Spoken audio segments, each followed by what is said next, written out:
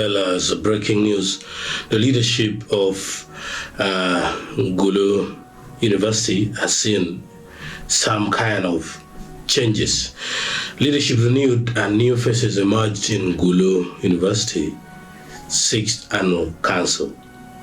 Gulu University has entered a new era of leadership as Mrs. Teresa Mary Obo and Rwot Richard Santo Apire have been anonymously re-elected as chairperson and vice chairperson of the 6th Council of Gulu University. Their continued leadership underscores the Council's confidence in their vision and commitment to advancing the university's mission. Adding fresh perspectives to the Council, several notable figures have joined the team. Among them is Fred Mandi Jachan Omaj, a former state minister of finance, who brings a wealth of experience as a ministerial appointee. Representing the university's alumni association is Pastor Joseph Okidi, a very famous person, and a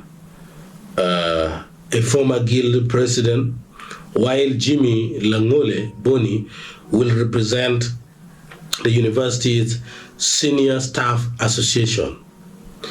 The swearing-in ceremony was presided over by Gulu Chief Magistrate, His Worship Arule Augustine Kwama, solidifying the appointments of the council members.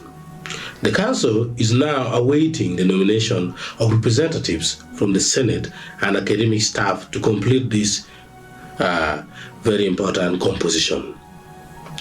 This refreshed leadership of a team is set to steer Gulu University towards further academic excellence and institutional growth, fostering innovation and development in the region.